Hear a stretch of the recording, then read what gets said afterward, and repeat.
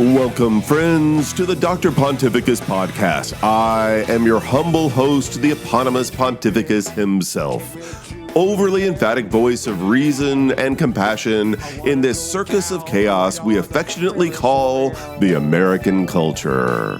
In this episode, I, Dr. Pontificus, explain one of my brilliantly designed catchphrases: don't feed the alphas. Who are the alphas and why are they so hungry? Stay tuned.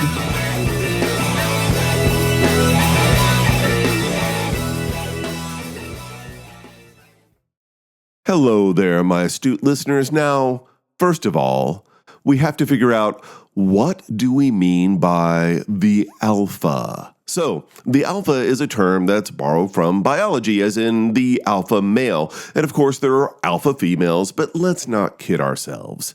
The alpha male is the one causing most of the trouble these days, so that's who we're going to concentrate on. And you see the alpha in all kinds of animal societies, bird and mammal societies. You've got the great rooster, the cock of the walk, if you will, that dominates everyone else in the flock. You've got the great lion king with his pride of lionesses that go out and do all the hunting for him. And of course, you have alpha apes and monkeys and wolves and moose and every kind of herd and pack animal you can think of. It's a tribal thing, happens in a lot of organized animal communities.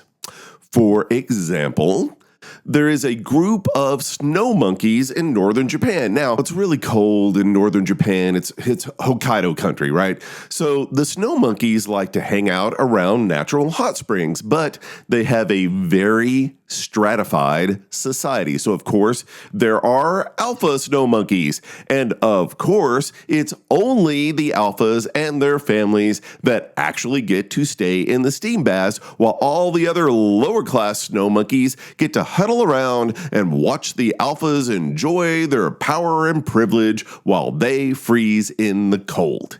Yay, society! Now, if there's some poor snow monkey mommy that wants her children to share the warmth, and who can blame them? Well, they will be viciously attacked by all the alpha monkeys and kicked well out of the pool. And this is but one example from our relatives in the animal kingdom. And of course, it's very easy to see how human systems of power and privilege evolved from our ancient primate ancestors, that our social stratification came from our biological predecessors, and we do indeed have these instincts left over from our animal natures, but that doesn't make those ancient instincts desirable or functional or sane or moral.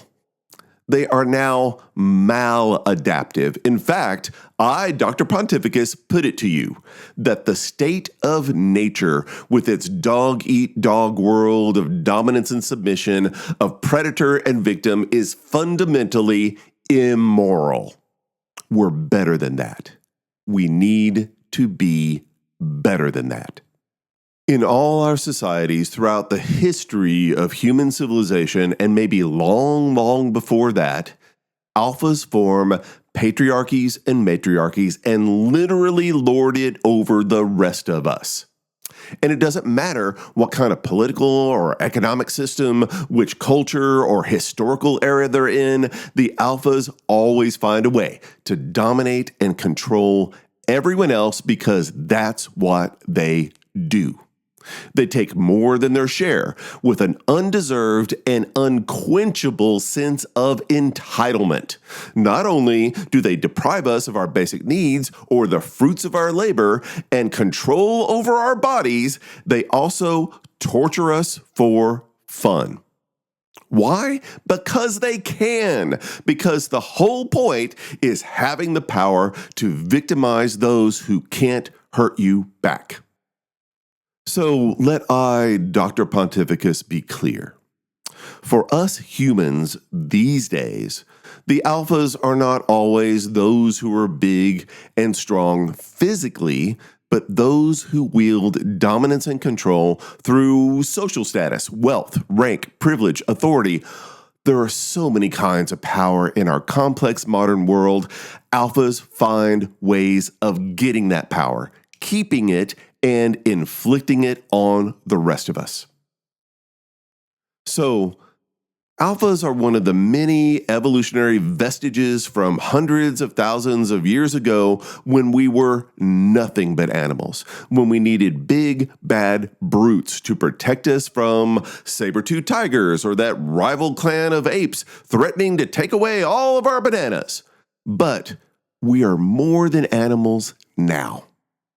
Our progress as a species lies in our ability to solve the problems of our ancient ancestors, eliminating things like starvation and sickness and violence and oppression, extending our lifespans, increasing our quality of life, pursuing happiness.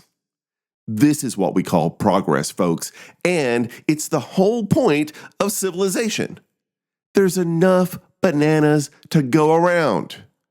But it doesn't matter because for the alphas, it's not about having all the stuff. It's about being able to take it away from you. So again, what was once adaptive eons ago is now maladaptive. But nonetheless, we still have all of these evolutionary impulses that keep dragging us backward to the good old days when we were all living in fear at each other's throats. Our culture has evolved a lot, but we still have the bodies and brains of our ancient ancestors built for a world that is long gone. Nonetheless, the alpha is somehow still alive and well, left over from our cruel, barbaric past. Yet we continue to cling to our alpha obsession even though it stopped being functional millennia ago. The alphas have tricked us, and frankly, tricked themselves into thinking that this world, their world, is the only way to be. It's not. And living in their world is literally killing us. All right, so let's talk about one of my favorite studies from biology ever, the baboon stress test. So there's this famous study by Robert Sapolsky. He's a professor of neurological sciences at Stanford, and so he knows his stuff. He set out to see how stressed out animals are in the wild. So we go to Africa every year and study this particular baboon tribe and observe their social dynamics. He would knock baboons out with little blowguns and take blood samples and see what levels of stress hormones were in their blood, which is a perfectly sound way to determine stress levels, right? So here's what he found. He found that the higher up you are in the hierarchy of baboon world, the less stressed out you are. And that the baboons that are on the very, very top of the heap, aka the alphas, why, they're living great lives. They're getting all the food that they want. They're getting laid by whoever they want, whenever they want, because they can, because they're bigger and badder than everyone else. And they have a lot of free time on their hands. It's not like they actually have to work for food or anything, so they're bored. Thus, they spend their free time simply torturing the baboons that are beneath them, just like the snow monkeys. See how it is? Their fellow baboons are there as playthings for their sadistic or horny little impulses because that's what alphas do. They use everyone they can get their hands on. Remember, alphas look at everyone else in just two ways. They're either a victim or a rival. There's no in between for the alpha. So Sapolsky found out that there's kind of this pecking order of torture, right? That the alphas torture the next level of baboons, and then those baboons torture the next level of baboons, and on it goes. So maybe you just happen to be born kind of small, or maybe you just happen to be sort of, nice and not very aggressive as a baboon. Your reward for not being aggressive is to be constantly tortured all the time by everyone. Sound familiar? Well, sounds like my childhood. So, anyway, Even if you're not born aggressive, if you're dealing with aggression every single day, you're going to become aggressive and you're going to find the next person to pick on, and they'll find the next person, and on and on and on in this never-ending cycle of displaced aggression.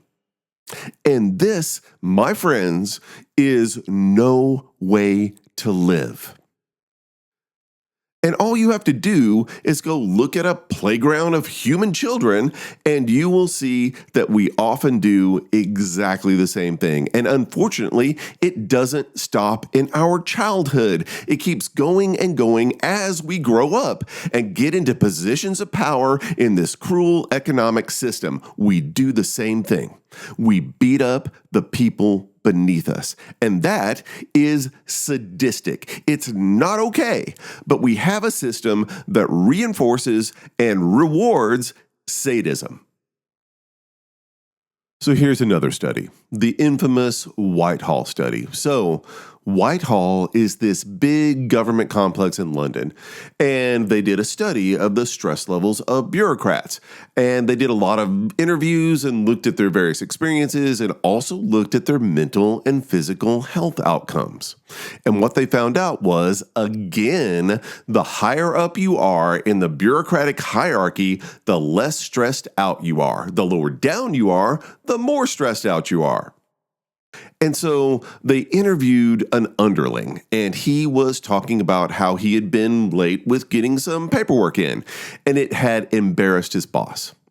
And the boss went into his office and just bitched this guy out to the point to where he felt so humiliated, he literally had a nervous breakdown. Been there. And so why? Why did the boss do that? Quick answer, because he could. So you see the same patterns of dominance, control, and cruelty in humans as you do in baboons. Because, let's face it, we're just hairless monkeys with big brains. Well, of course, most people don't want to admit that they're cruel, sadistic baboons at heart.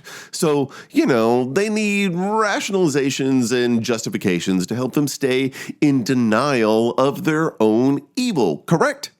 It's tried and true. So, in bosses' minds, they think, oh, well, this is for your own good. Remember your parents telling you that? I'm beating the hell out of you because it's for your own good. I'm inflicting pain upon you because it's going to help you.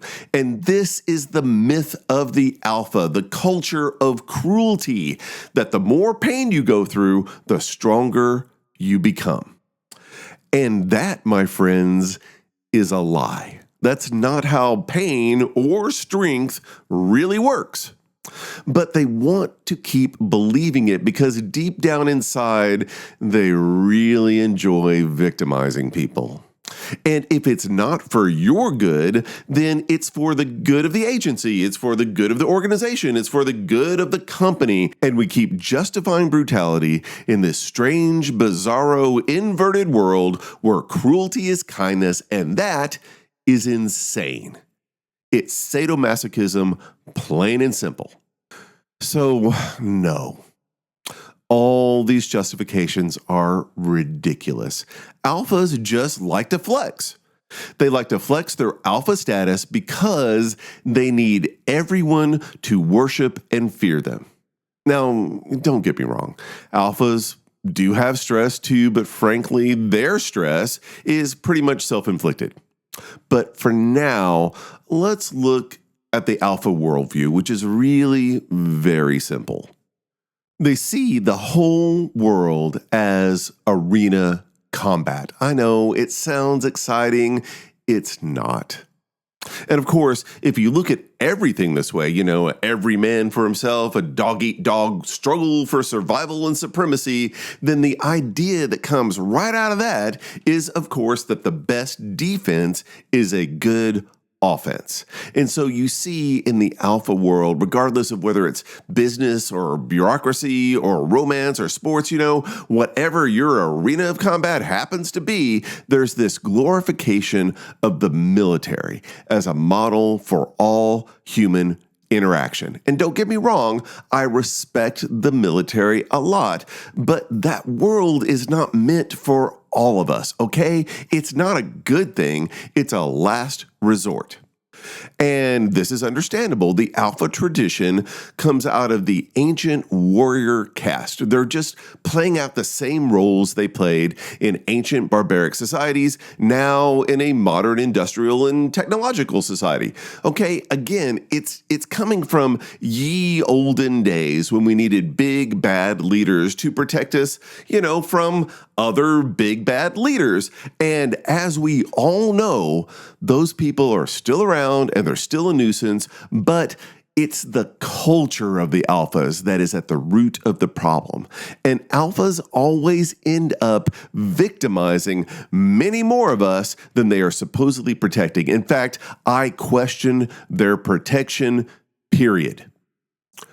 So we see this in every culture, obviously, and throughout all of human history, there's always been an alpha class, there's always been a warrior caste, but American culture has its own particular alpha style. And of course, we're definitely a militaristic culture. We were founded by an act of war, right? And it's a part of our traditions and our history, but that's not the entirety of who we are. You see the glorification of the military all the time, the American alpha as defender of liberty, that liberty is only bought with blood and sweat and tears and pain and death. And no, all right, honestly, the people who claim they are fighting for my liberty are the ones who are really threatening it. Now, I know they truly believe that they are the ones who are saving us all from the big, bad, looming boogeymen that they imagine are all around us, including possibly even I, the humble Pontificus. They're trying to save America from other Americans like me, and that is sick and wrong, okay? The defenders of liberty, as far as I can see, are actually attacking freedom. They're attacking equality. They're attacking diversity. They're attacking our progress toward a better world. Now, just because they don't realize they're doing it doesn't make it any less harmful. So listen, folks. Liberty is actually built on mutual respect and shared responsibility. It's something that you give, not something you take. And of course, this truth should be self-evident, but it's not. We should be working toward a world of de-escalating conflict where war is no longer necessary, even if we're just making baby steps all the time working toward that world. Okay, so it turns out that really we're trying to protect ourselves from a problem that we ourselves actually created. We're creating a world of conflict and then saying, aha, I need to protect everyone from this world of conflict that I'm actually instigating. Why? Because alphas need conflict. And these days, they've got it not just in the military, but in our political and, of course, our economic systems. It's called capitalism, folks, and don't worry, we'll talk about that a great deal. So now, we can't have a discussion about alphas without discussing toxic masculinity. Now, this is not to say that all masculinity is toxic, or certainly not to say that all males are toxic, but the alpha style of masculinity certainly is toxic.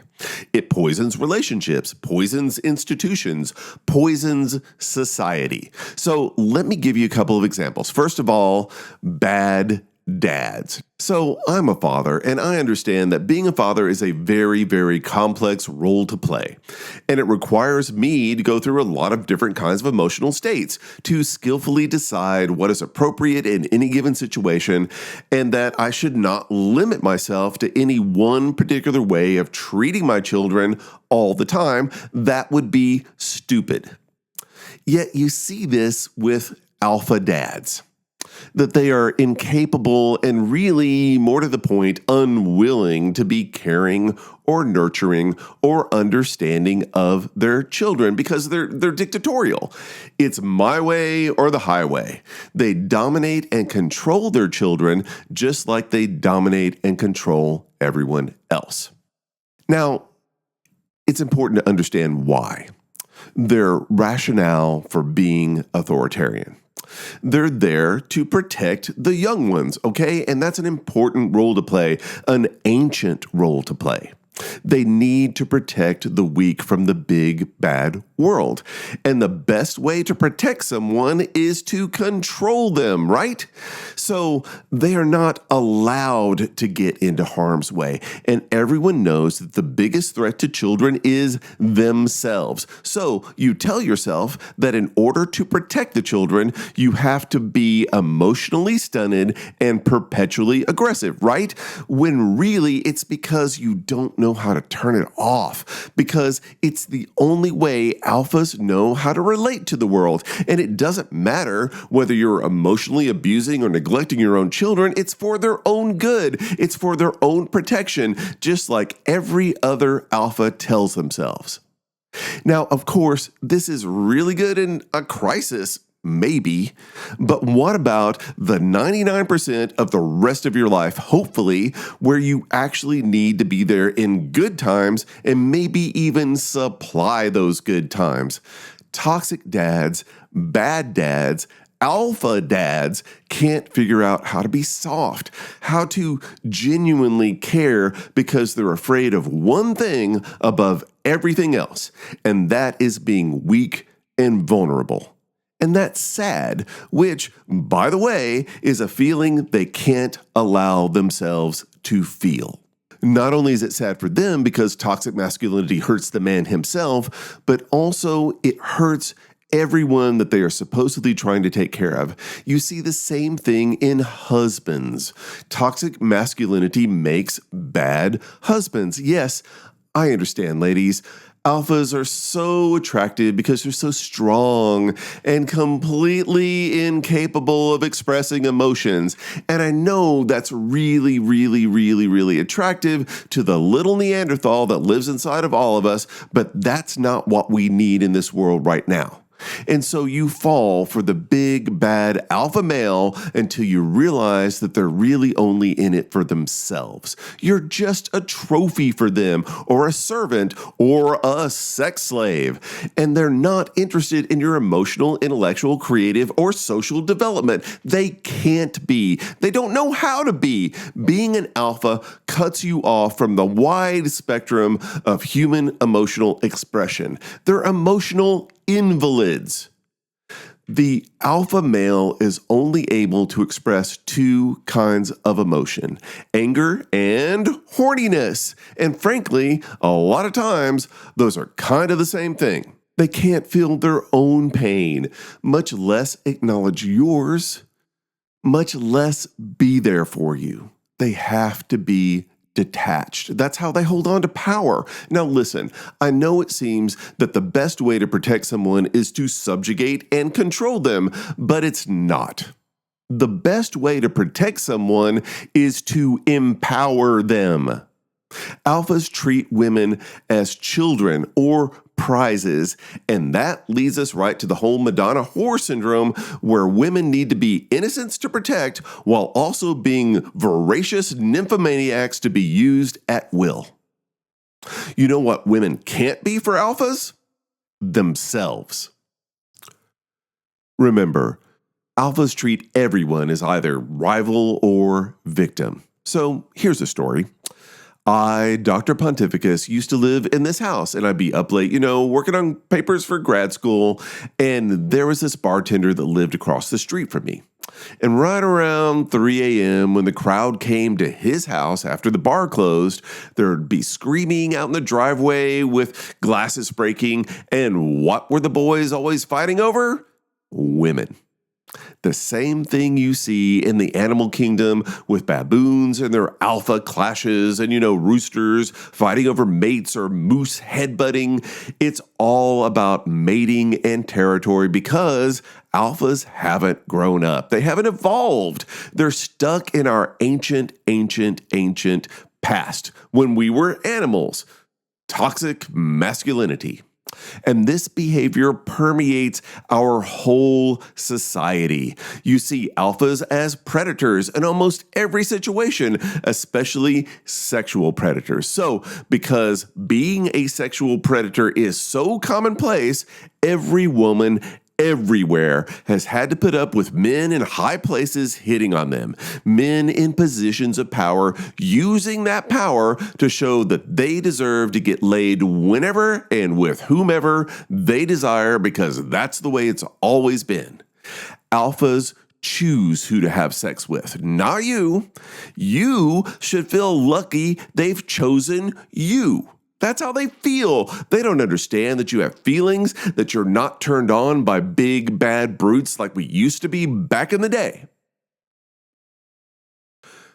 So let's talk about alphas' relations with other men.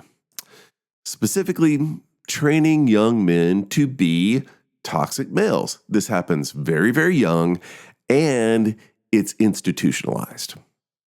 Let I, Dr. Pontificus, give you an example. So I'm a school teacher, and one year we had to move classrooms. And so they got the football boys to help us lug our stuff across campus. And that's fine. Great. Thank you. I'm getting old. Back ain't what it used to be. Love the help. Wonderful. And so I'm watching these kids and how they interact. Now, I don't really run in jock circles, and so I don't necessarily see them in their native habitat on the field, right? But I do remember being around jocks when I was young, and I certainly can see that it really hasn't changed much at all. So here's what happened. A couple of kids are carrying a table through a doorway, and of course, one of them is going backwards, and he misses the angle a bit, and he's carrying this big table, so he racks his knuckles on the side of the door frame, and I've done that, and it hurts like hell.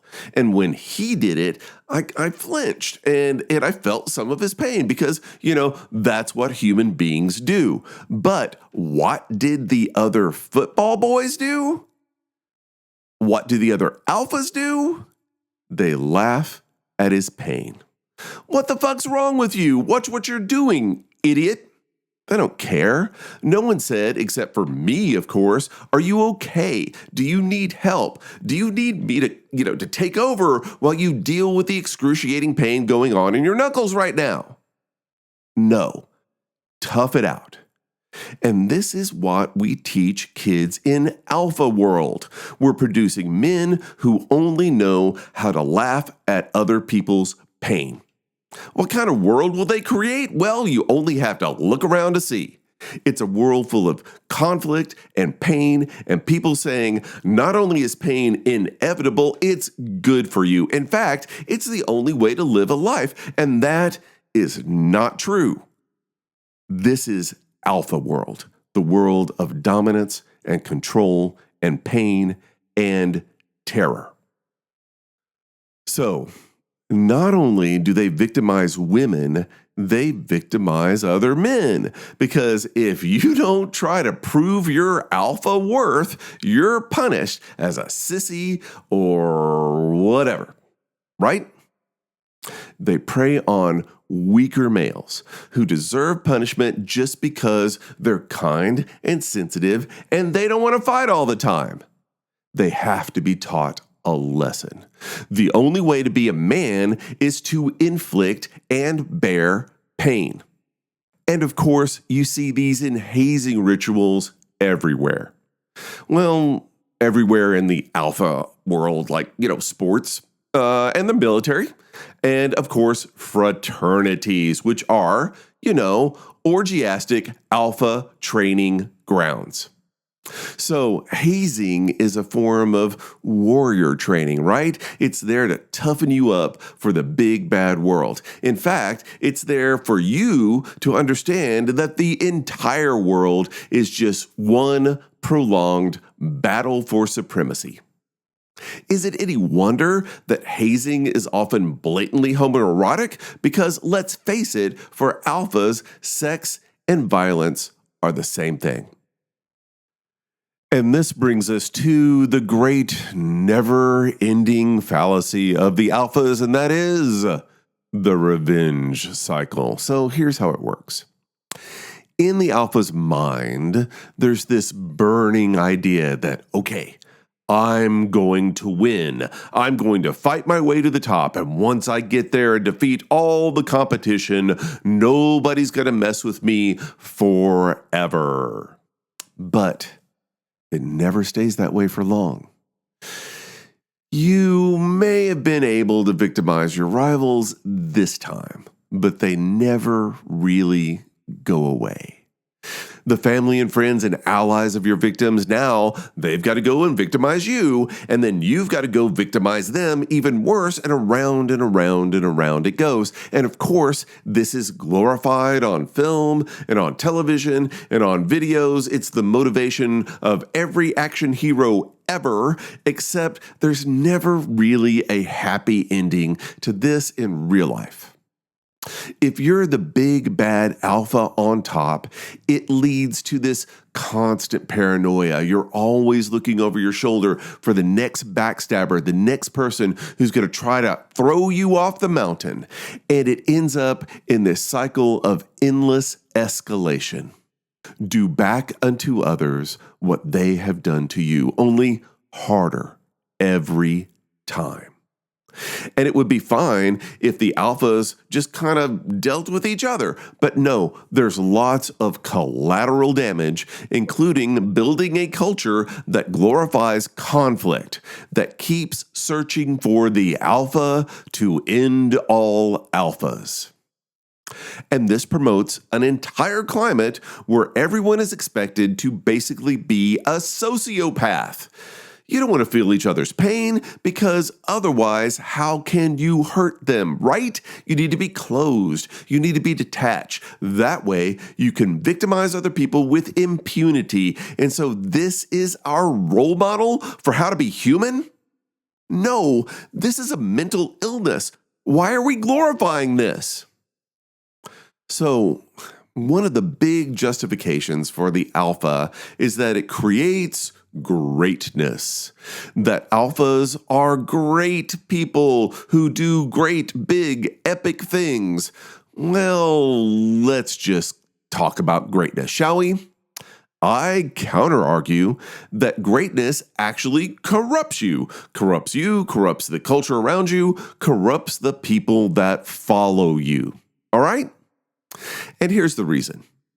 Because if you're trying to get to the top, that means that you want to be in a position where you don't have to be accountable to anyone, where there are no checks and balances, no one to contradict you or challenge you. And you see this with the alphas everywhere. It doesn't matter whether they're in politics or corporations or sports or whatever, even in academia, they can't admit mistakes because they see fallibility as a form of weakness. And of course, everyone knows this about them. So all the people that surround them are only there to affirm whatever decision or action that they take. No one ever calls them on their bullshit, and no one ever tells them when they're horribly, dangerously wrong. And we have a word for this. It's so popular. We call them yes men. And of course, there could be yes women as well. Sycophants of every stripe, right? And the alphas just go on and on and on unchecked as they lead everyone following them over a cliff and deny responsibility of it all the way down. You see this in corporate CEOs concocting fake financial reports because they can't admit that their company is failing. You see this with political leaders dodging questions that might lead to some little crack in their perfect personas over and over and over again. Whole countries can be led over a cliff. And all the way, the alphas are going, it's not my fault, not my fault, not my fault, not my fault. It's ridiculous. And it comes from a deeply buried sense of insecurity. So it's no coincidence that a lot of the characteristics of the alphas are what we would diagnose as narcissistic personality disorder. Okay, let's kind of break it down. Now, a lot of times, alphas really don't believe what they're saying because what they're actually doing is trying to figure out what people around them want to hear. They'll just sort of mimic back what other people expect in order to get what they really want, and that is to be worshipped. That's all they really care about. They just want to have you as a follower or get in your pants or both. I'm sorry. They're going to say whatever or do whatever they need to unlock whatever that little combination is to get you on their side. What this means for them and for everyone that has anything to do with them is that they're really, really looking for quantity over quality. They want lots and lots and lots of shallow, meaningless relationships, like on social media. They don't care about deep conversations. They just want all the likes to go up as high as possible because it's just about ratings. And so the real question is, why are we admiring people with certifiable psychological disorders? And the reason is simple, because our value system is disordered. And we are valuing things that are actually bad for us and bad for society. Why? Because that's what we're told to do, and that's what we've always done. We continue to build our world around their needs, alpha needs. They're not helping us. They're not protecting us. They're helping the alphas stay alphas. And we are giving them everything they want. Whole countries that go off on alpha tangents. Whole countries bent on domination, economic, political, military domination. So I gotta say, your definition of greatness is my definition of psychopath. Not that that would ever happen in America. Yes, it has happened in America over and over again.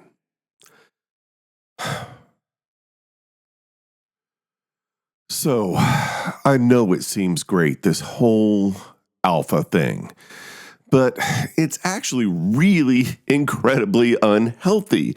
And so, I said before that alphas have their own stress, but it's really self-inflicted. Well, here's what I mean from that. Here's where this comes from. They're living in a paranoid world, worrying about the next alpha that's going to knock them down. And this is why alphas demand loyalty above all other virtues. Not honesty, not wisdom, just unwavering, unquestioning loyalty.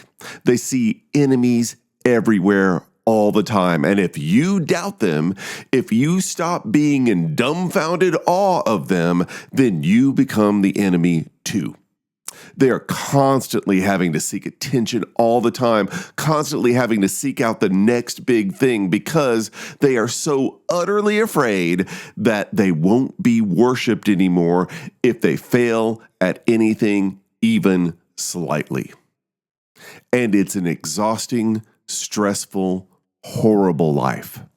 This isn't the way to be a human being, having to watch your back all the time, having to constantly strive for more and more and more. This is not okay. It doesn't do you any good, and it certainly doesn't do good for the other people around you. And so we look at strength as being this paramount of all human virtues, but it's not.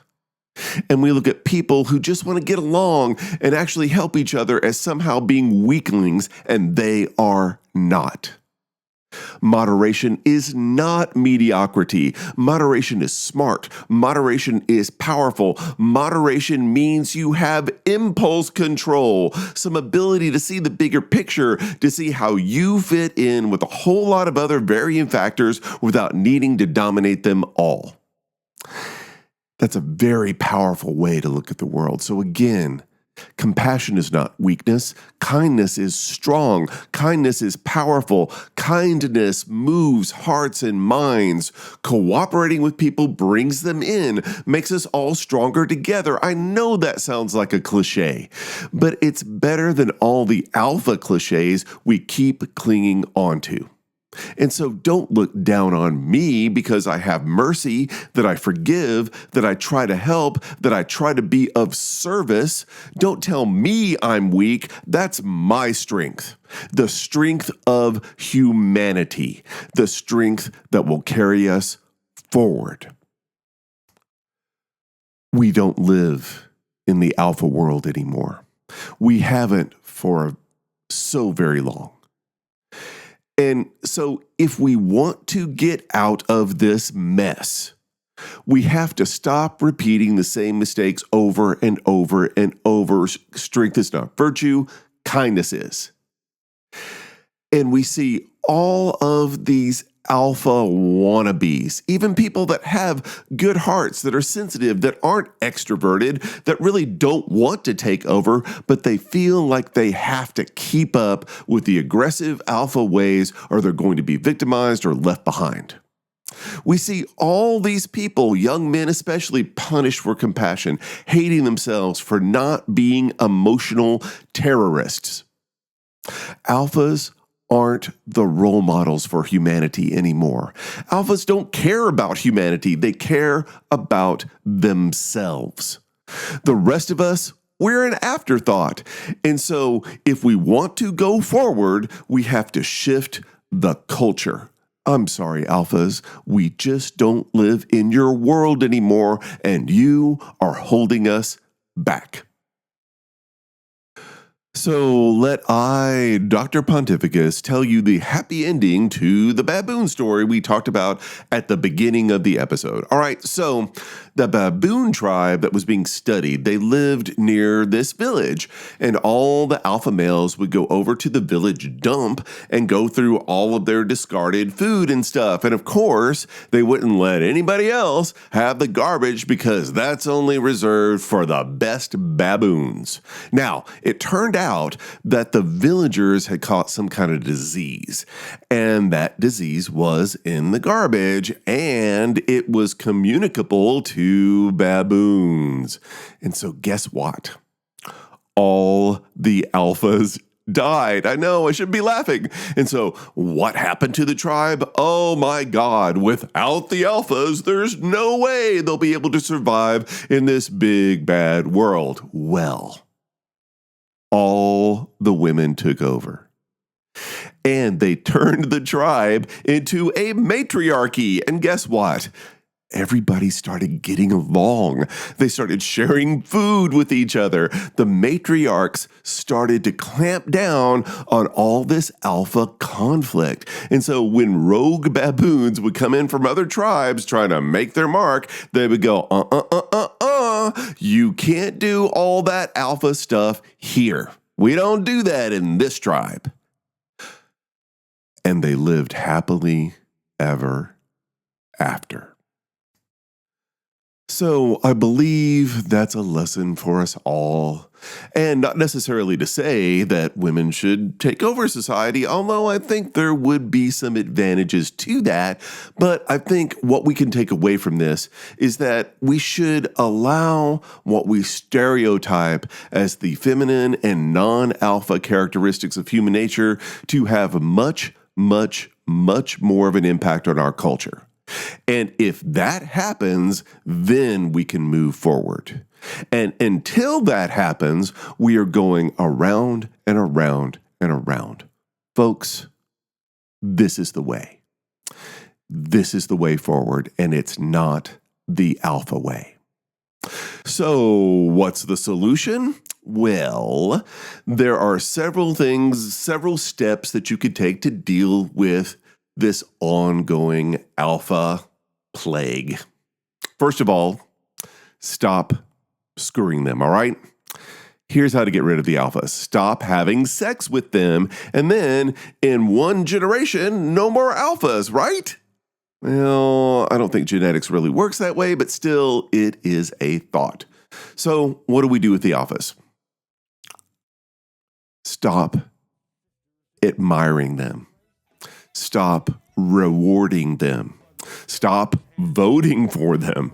Stop fearing them. Stop putting them in charge of things. Stop obeying them without question just because they're so charismatic. But most of all, stop feeding their egos. This is the way. This is the way forward.